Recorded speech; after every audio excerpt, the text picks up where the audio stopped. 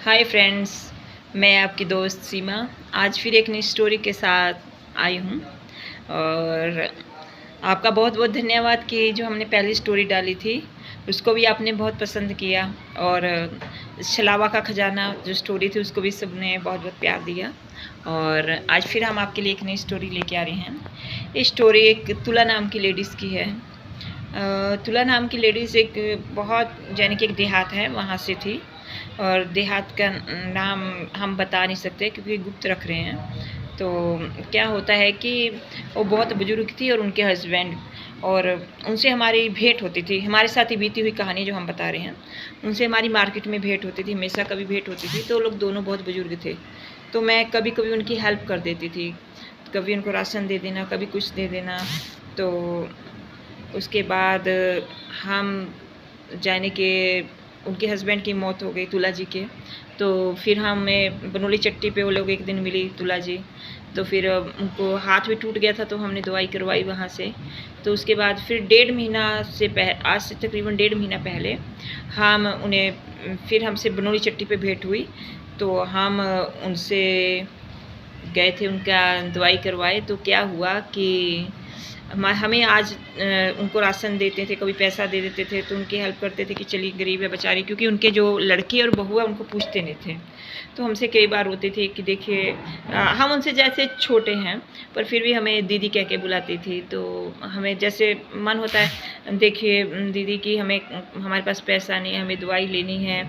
तो हमारी भी इनकी इनकम नहीं थी, फिर भी हम उनको दवाई करवा देते थे अच्छे से। तो क्या हो रहा था, कब से 1 हफ्ते से करीब ना हमें सपना आ रहा था। डेली हम उठ जा रहे थे, डर रहे थे, और हमें उन्हीं का चेहरा बार बार आ जा रहा था, तुला जी का। तो हम सोचे पता नहीं क्या है क्या नहीं, क्यों तो आ रहा था। और कल फिर हमारे सिर में इतना दर्द हो गई, तो हमें ऐसे लग रहा कि जैसे यहाँ पे है वहाँ पे है।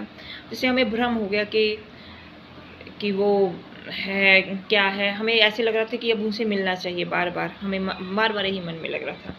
तो हम फिर स्कूटी उठाए, उनके घर गए।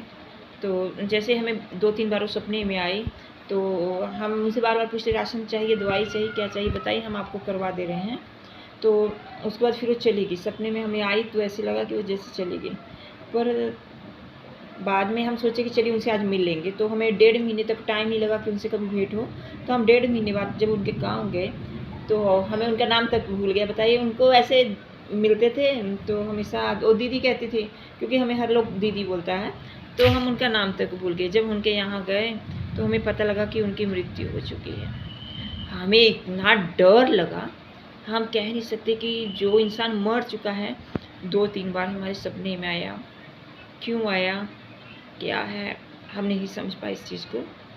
पर देखिए, अगर किसी की हम लोग हेल्प करते हैं तो आदमी शायद मरने के बाद भी हमें कुछ ना कुछ बताता है। तो क्या कहना चाहती थी इस बारे में तो हम नहीं जानते हैं, पर हमें जब उनके बारे में पता लगा कि काफ़ी शौक लगा कि वो मर गई है। तो यही मेरी स्टोरी है कि देखिए कि कुछ आदमियों का लगाव ऐसा होता है कि मरने के बाद वो हमें बताते हैं कि वो इस दुनिया में नहीं है। उनका 2-3 बार सपने में आना, और हमारा कल फिर उसके बाद हमारे सिर में दर्द लगना एकदम से, फिर हमारा मन में बेचैनी होना कि नहीं आज उनके गांव जाएंगे।